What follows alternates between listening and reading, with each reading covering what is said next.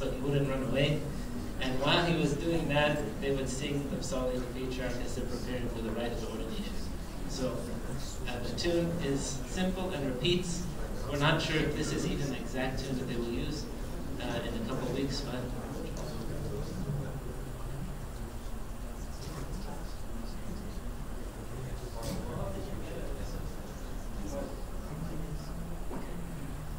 rejoice today with great joy, O people of Alexandria and the lands of Egypt, Ethiopia and Africa. Let the bishops and teachers of the church rejoice. God be exalted and good one has consoled his people. He has chosen the devout, the great and perfect men who fear God. As the angel, our Father above was told, our Lord after Koshinuda, to whom Christ has given rest in the paradise of joy. Wherefore we honor him, O Orthodox people. We exalt him the more, proclaiming and saying, welcome you who have come today, our Father, the Good Shepherd. We behold your honor and glorify the Holy Trinity. Welcome you who have come today, O successor of Mark the Evangelist, the Theoremus, O Apostolic Son. Welcome you who have come today, our Father of Atawadaros, the Good Shepherd, whom Emmanuel has chosen. May he guard your priesthood as that of Moses and Aaron, according to the order of Melchizedek. Our Holy Father, Wadros, Jesus, the Son of God, chose you, O shepherd, that you may shepherd his people as the apostles. May he humble all your enemies beneath your feet. Through the strength of the Most High, may you trample on them speedily.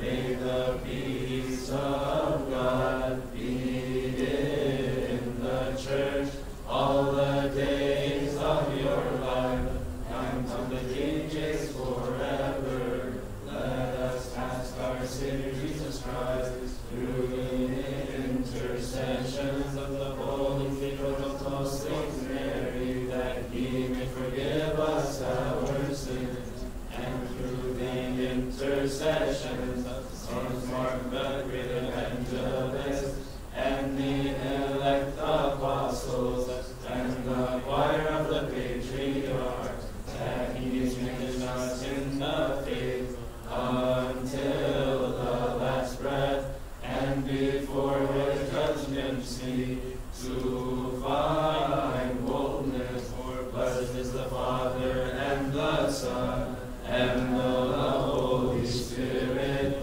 both now and forever, and unto the ages of all ages. Amen.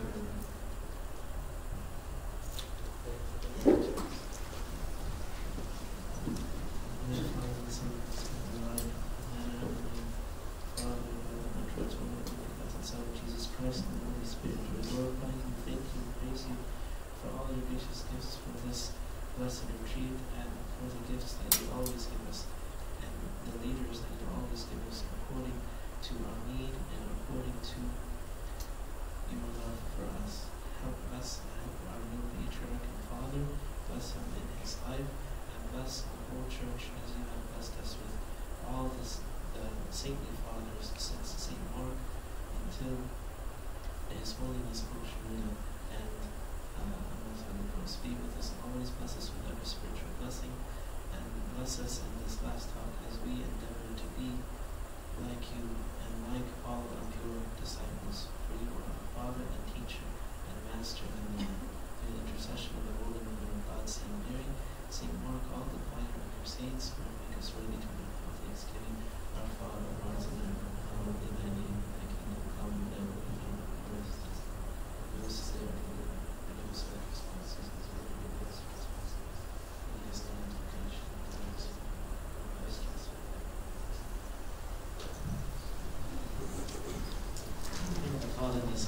Spirit of God, and may the Lord bestow upon us His grace and His blessing, now and in the ages of ages. Amen.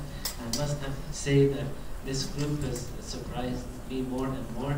Not only that you came in the liturgy and were able to make it and awake and alert, so I'm sure that the future leaders of the church, the heads of the church, are in very secure minds and hearts. We will do a brief lecture, and so that we can incorporate the events of this day a little bit more appropriately. We'll talk about the effective leadership. We'll cover only 4 points, but very briefly, and then try to see how some of them also will apply to the leadership of the church, and taking some of the prayers too of the ordination right as a model and an instruction for all of us.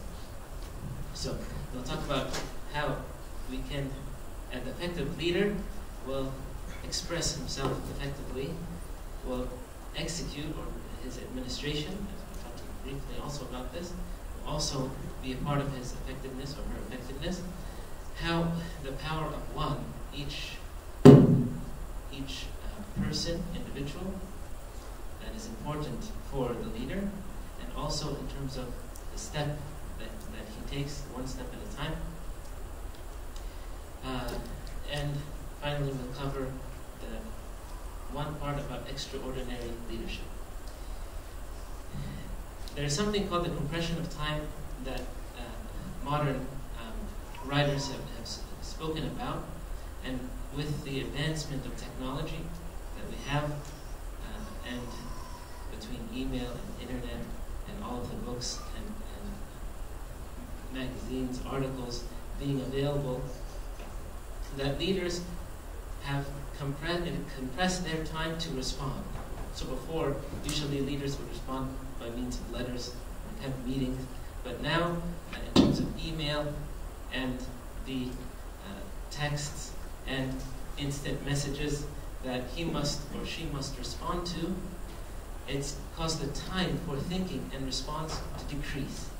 And actually, if the leader or the person in this leadership position is not careful, it can consume or limit his or her effectiveness. And we see this a lot. You can ask a student, even sometimes a lot of people complain, how come he or she is not responding quickly to my message, to my text, to my email. And actually, we are, even I remember in one of our priest meetings, Sagan was telling us, we have to be instructed, all of us, on how to use the technology in the most effective way. There's sometimes we put away the technology so we can focus on other things in our personal growth, on our life. But sometimes it's bombarding us. Even One and I were talking, like there's a lot of decisions that we were thinking about even yesterday during the liturgy. And there are certain points we wanted to make sure that we are aware of during the liturgy, but to have one liturgy streaming at the same time, even after we're thinking about it, it needs some adjustment and thinking. So how we can take advantage of technology, but not losing sight of other means and goals, it's a struggle for all of us. There was one of the incidents in an anniversary gala that the National Medical Association had a number of years ago. And in preparation, this is a large event, that they asked some of its members to donate about 30% of their time, and secured very important people to attend, representatives in state offices and the like. And this was the pet project of the executive director. And under him were a group of people that were his yes men. And every time he asked or needed or requested for anything, they all gave him the positive feedback. But that he didn't know or didn't want to hear is that most of the people in the medical association were not interested in this event. After spending, I don't know how many thousands of dollars, very few people responded and attended, and it was a huge waste of resources and time, to the point where it threatened his leadership and his position. It's a modern example of how sometimes when we're seeking only after what we want and thinking that we're doing everything right in terms of organization and structure, that it's not the most effective way, not seeking the most effective way for our expression in time. The Lord Jesus Christ heals in the Gospel of Mark the boy that's possessed with a deaf and dumb spirit. What is this? That sometimes we are seeking to make the expression of our love and of our mission in our life. But if we find ourselves deaf and dumb, not able to speak, as Moses said, it can challenge our leadership and our position. One of the psychologists studying game members said that one of their biggest problems in expression is that they only express two emotions. That's rage and loyalty. And so she was working with them in order to how to tell them to express other emotions without using violence. And this is one of the main tasks, even when we deal with family problems or issues between people who are not getting along in the workplace, or at home, or even with little children in the future, or relatives that you have.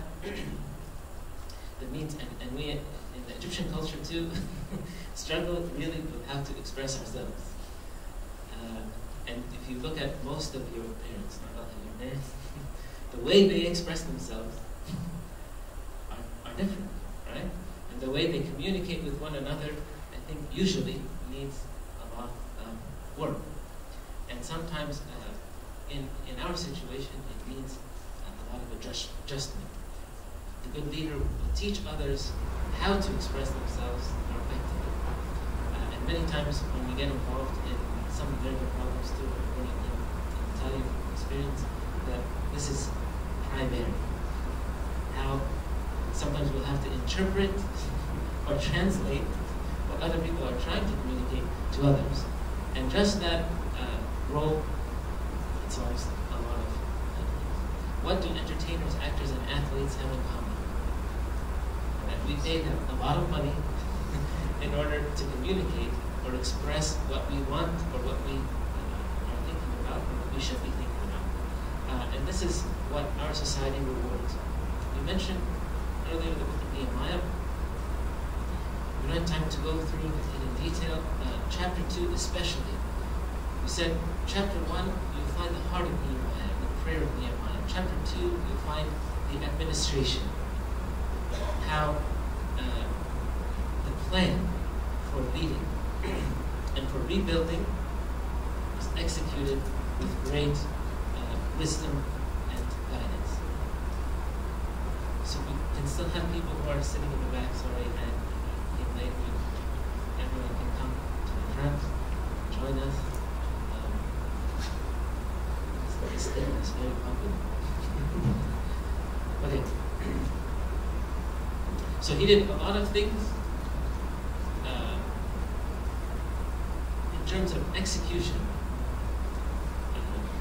as an executive extremely effectively. And I think this was one of the main sources why, number one, God chose Nehemiah, because he had these gifts and talents, and also why the temple was built so quickly, because of this type of administration.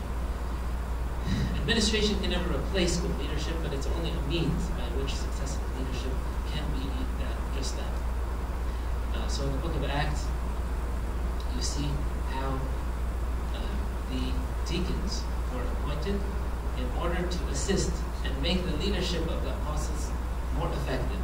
Sometimes in the liturgy, the deacon does just that, and we can't function, shouldn't communicate, we can't organize, whether it be communion or in the hymns or whatever it may be, without the role of the deacon, and also in the deaconess in the history of the church, the same rule.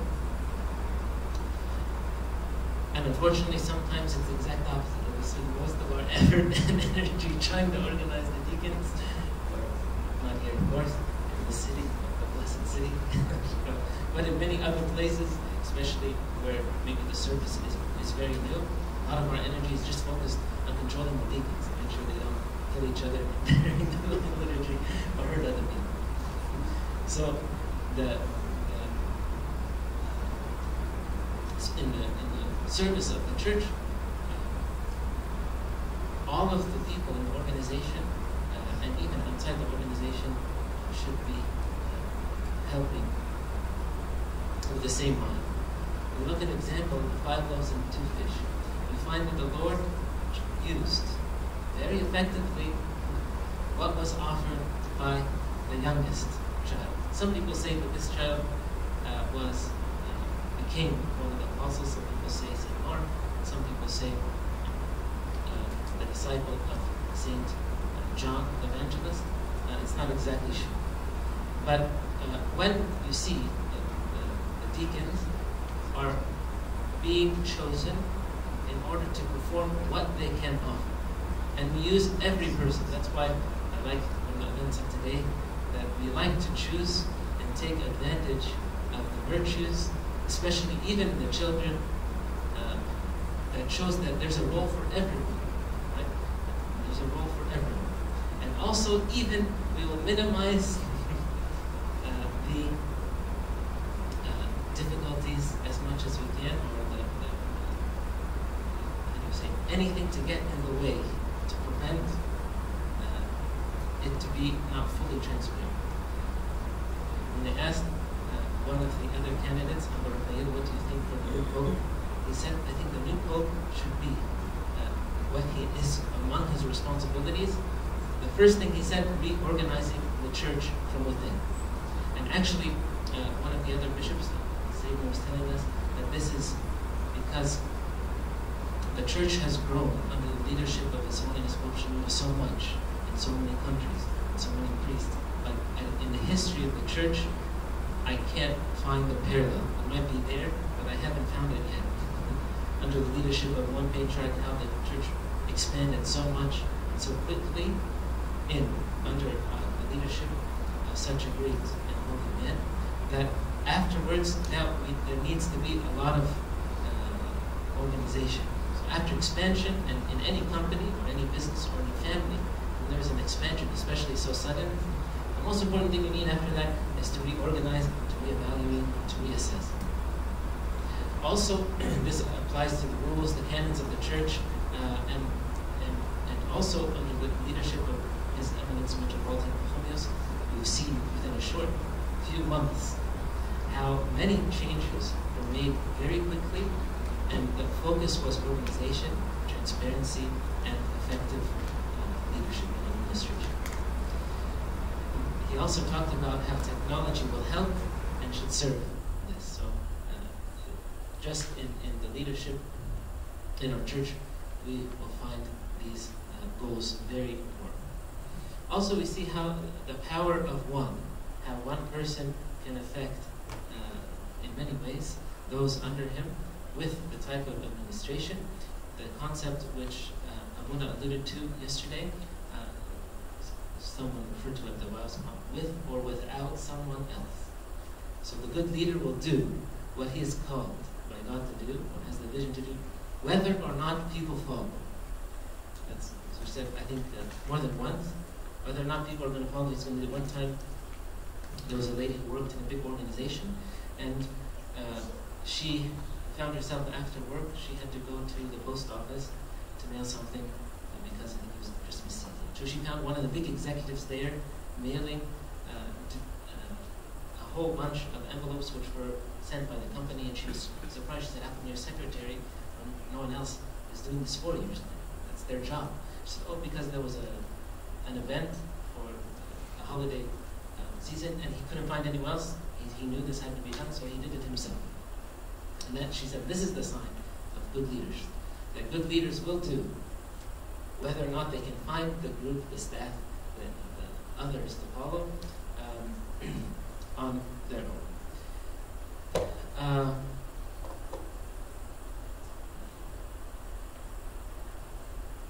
So not just the power of one, but also taking one step at a time. So perfectionists, especially for type A personalities, sometimes we want everything done at once and perfectly. And if it if it doesn't come out as we want, it could lead to these type of problems: procrastination, paralysis, inactivity, depression, anger, or just outright, instead of if I can't do anything 100%, nothing at all. Some people are like that. So leaders, as we talked about in the third lecture, we said don't necessarily have to have the turn-by-turn navigation and announced, especially, but their goal is to set the general direction in the company, the organization, the church, the family, and are able also to empower others to help in making those say, smaller turns. You take this highway or that highway. We know that we're going when we leave here. So the people who are taking, they know which direction. If there is a problem in one of the highways, the best ones, they know how to take the alternate routes. Okay, so this is how we take one step at a time. Also, we have one hand. We use common resources. We have the common vision, we have the common purpose, and we cooperate with one another. Other thing, which also, I think the second most important thing that highlights leadership, next to vision, and probably it's right after vision, it's how to make effective decisions. How to make decisions properly. This is a whole, they have books just on this concept. So the good leader, at least to summarize very briefly, that beforehand, the Christian leader, there's a special preparation. Someone was asking, what's the difference between us and others who are not Christians in the workplace? Is the preparation before making a decision, which nobody really knows about except for you. How, with prayer and reflection, how we identify the doors that God is putting in front of us, how we take patience in making critical decisions, and we inquire of others. We talked about quiet time. We talked about how that we would avoid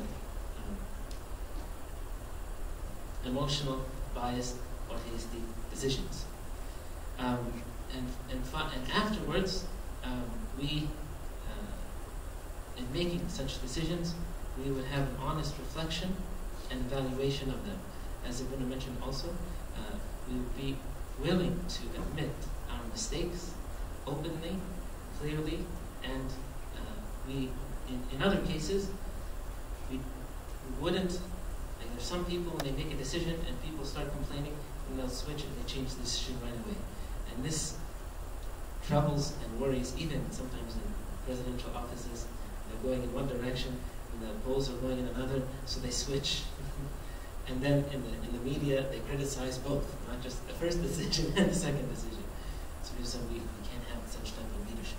So even in the family, like if the children notice that the father goes one way and the mother goes in the next, it's not good.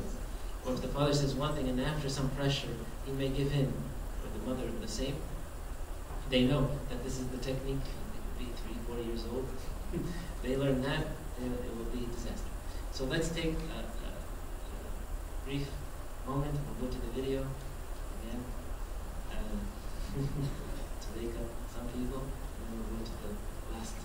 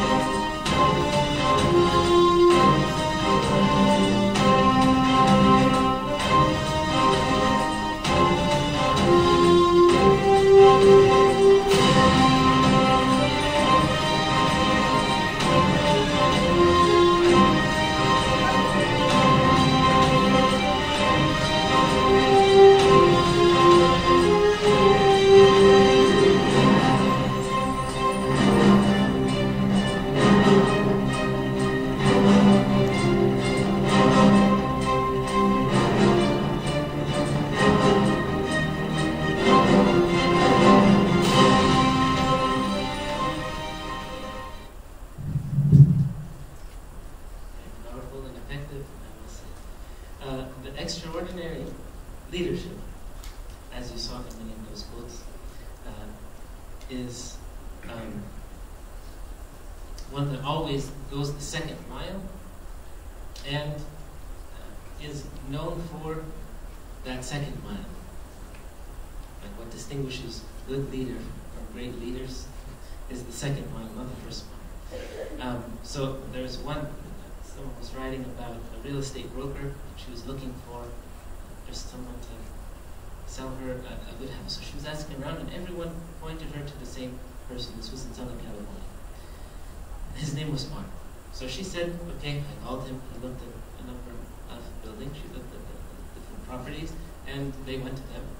But she was told by more than one person, and it also happened to her, that when someone was sick, he would go and make sure if they need any medication, he made soup for them. Sometimes when the children needed someone to babysit while the parents were doing something else, he would take that responsibility.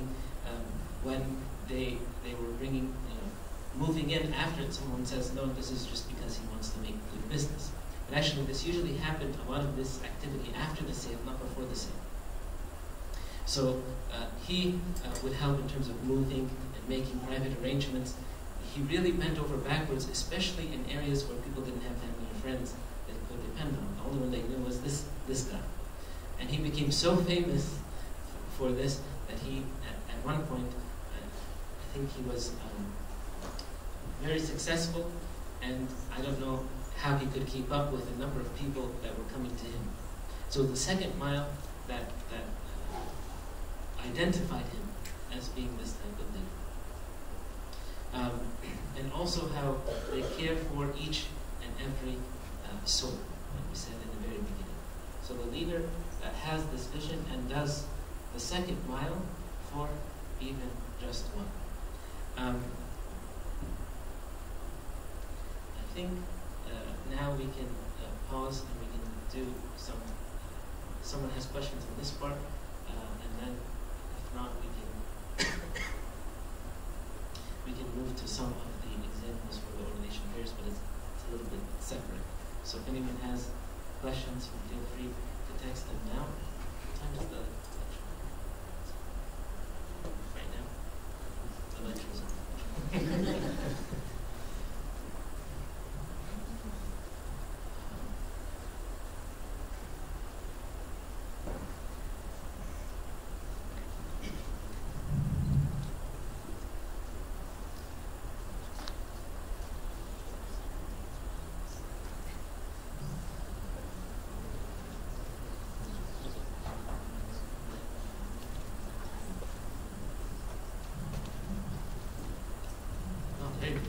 What data points will the Nipple look at to measure success against his planned goals?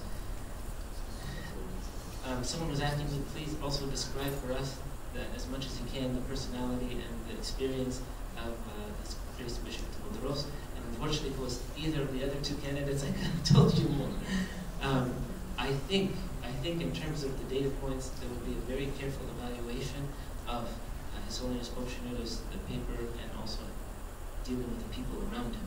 His Holiness was amazing at being able to store in his mind the details of many churches and many people and many groups, and he could effectively manage it almost, on his own, almost completely. He was very gifted at this, and I think that's going to be one of the first hurdles at the beginning. Of course, His Eminence Metropolitan Holiness has already begun part of this process, and in the last few months there have been many decisions made, not to go into too much details, but I think there will be a good transfer and smooth transition of leadership from the two. And so I think that dialogue is going to save several months of this, because actually the initial transition between His Holiness and then to Abdelsayed, I think that was the most difficult. So you're talking about any one leader for 41 years, and to Abdelsayed, it was quite difficult. How is he held accountable as a good leader if the data points demonstrate otherwise. Which one is he? And I don't know which data points you're referring to. But there's difference of opinion. Of course, the time, like there's a lot of things also as well that we don't,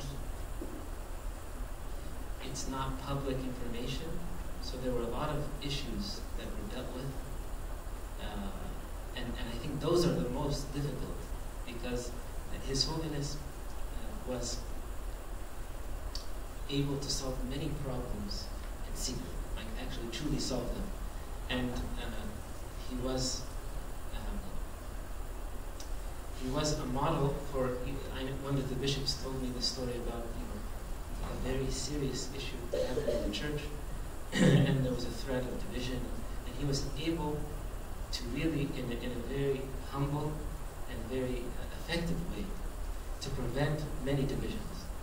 And that's why I remember one of the bishops, he was commenting before, actually, when His Holiness was very ill. He said, His Holiness is sitting on the volcano, and he is covering a lot of things. Actually, we never heard of many of the difficult things that actually were, and that he was actually monitoring and controlling and effectively minimizing. And I think that's probably will hopefully enlighten your position on some of these data points. Are we called to be leaders? Aren't some supposed to follow? How do we know when we should lead or follow versus follow? It was said before, everyone is a leader. At the same time, you're all followers. So I say to Christ in the liturgy, lead us throughout the way into your kingdom. So Christ is the leader, and we're all following Him. Whether it's His Holiness, the Pope, or the youngest infant, or whether it's even people who are not Christian, like actually, they're every human being and every creature is called to follow God and to His kingdom. Whether or not they respond to that, that's the question. So the leaders will help others to follow along that path. I think I don't want to go over the schedule. We've done, I think, too much.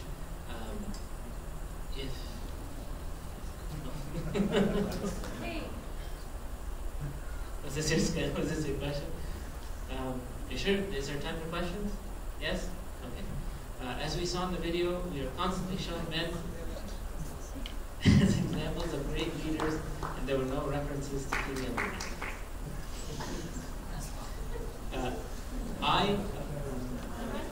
In the video, do we really and truly see women as great leaders?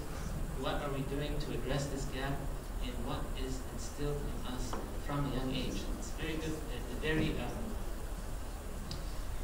many of the books that we referred to were actually written by women.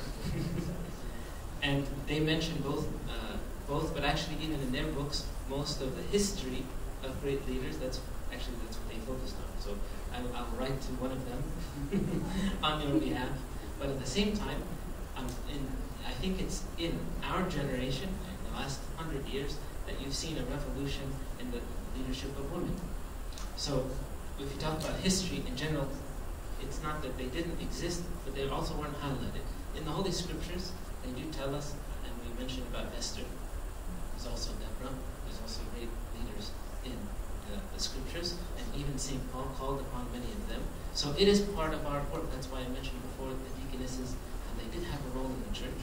And also that even His Holiness, when he came, one of the highlights in his after his departure, there was a whole segment, I think, devoted to how His Holiness empowered leaders among the women in the church, which was not the case, to the point where even many times in the cathedral and in his presence, he had many women teaching, which was not, I think might be the first case of this in the history of the church.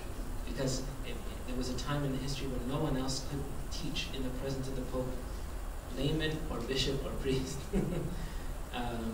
So in this case, it was very unique.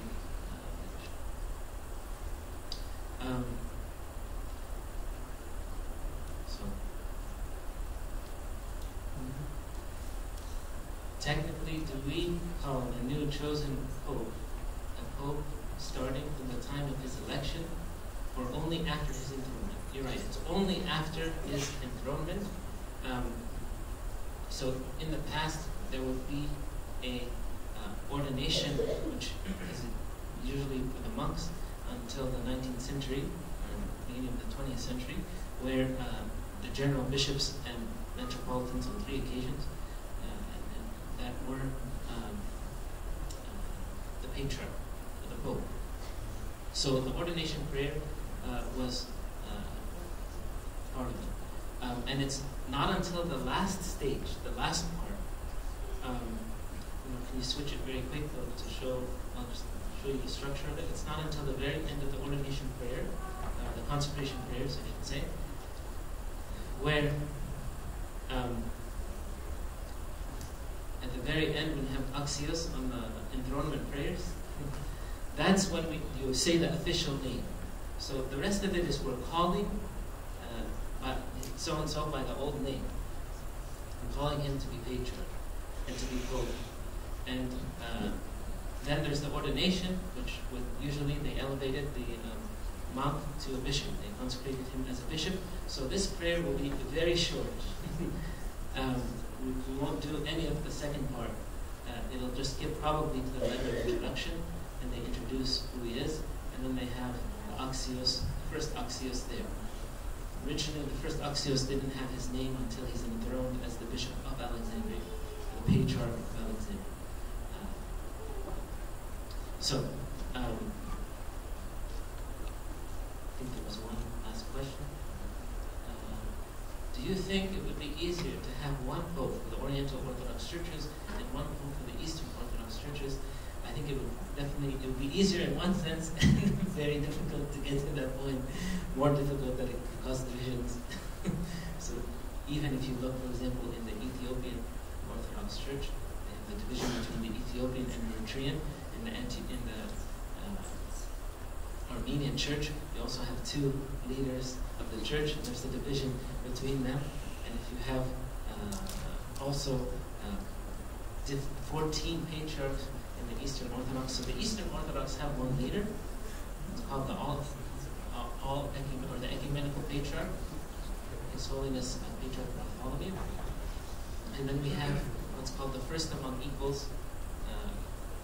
His Holiness is the first among the equals of the bishops, and all of the patriarchs in the Oriental churches are on the same level.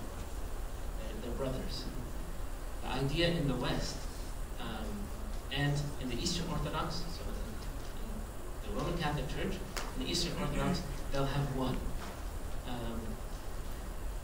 And it is a different structure. It has its benefits, it has its problems.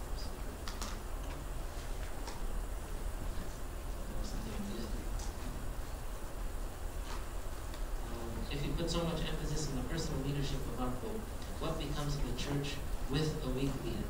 Well, because the leader of the church, in essence, is Christ, and Christ chooses. That's why, especially in this, the one Christ has chose for us. In the past, if you look in the history, there have been occasions where politics dominated. And it wasn't absent from at least some stages in this. Thank God it was controlled and minimized this time around because of the state of the church, which is like under the leadership. If Abdelsayed wanted to, he could have taken a different way and listened to different opinions, and it could have been disaster. Actually, in the beginning when we started fasting, it was actually heading in that, a lot of divisions. It came in the history of the church where there were so much influences from the outside, and the government was manipulating, that the church, around the 10th century, they made a huge push. They said, we don't want to elect based on just the Holy Synod or on the people's general feeling or on a list of voters only. We need to have to leave it in the hands of God, and that's when they started to to focus on this altar law. And that's why they guarantee, as His Holiness would always say, that God is the one who chooses. So if God chooses for us A, B, or C, we follow according to His will.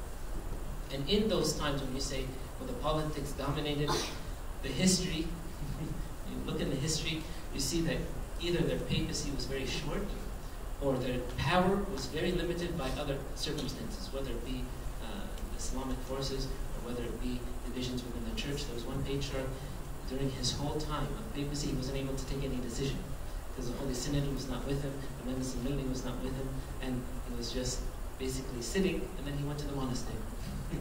So there are different lessons from history, especially with this office. And you'll even find in your workplace, you'll find similar things happen. God may put a bad leader, or allow a very bad leader to run the company, and the company may end because of it. But usually because of the faithfulness of a few, either a new company, or a new leader, or a new vision, but it takes some time. It takes sometimes a lot of cost. But especially with the church, I think if we didn't care and we weren't fasting, we're not praying, and we like the politics, and we start getting involved, that's when we're like near disaster. That's why the church says, we're taking this decision, we need to do it with God very clear in front of us. He's going to lead us, and we're going to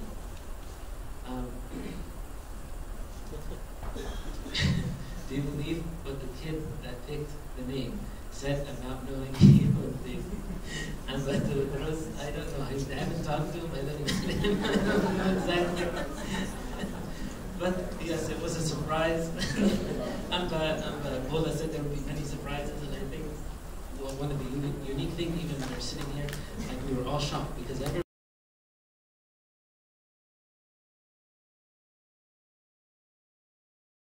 among the three, I think the quietest, or at least the least was really spoken about him.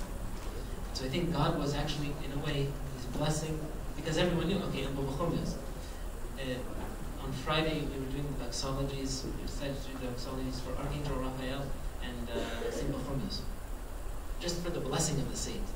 And I remember it's very clear in the Saint Bochomius' doxology, it says, Theodore who will replace Bochomius. So we said it's very clear. I'm like, Saint Theodore, he was a great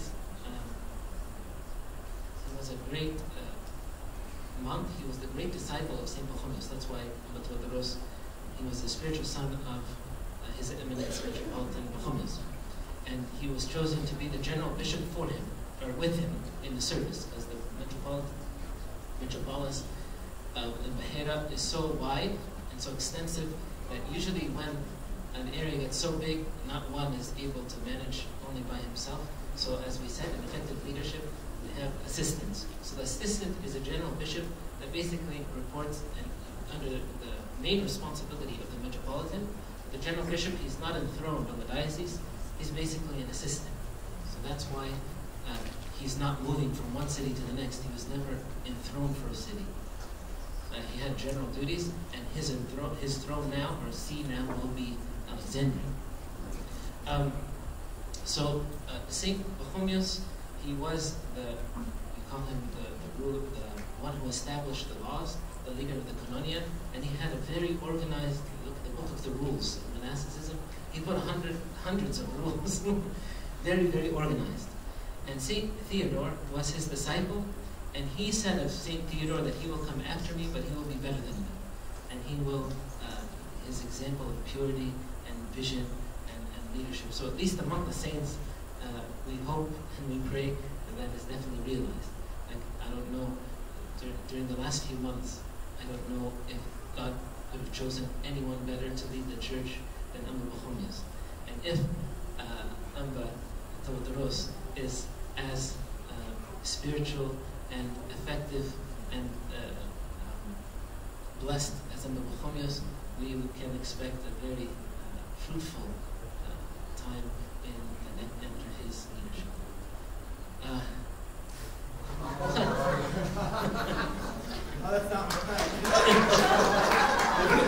On that note,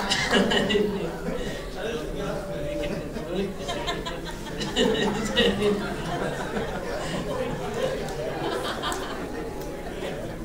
there anything else before we pray? Pray and then announcements? Yes. Yes.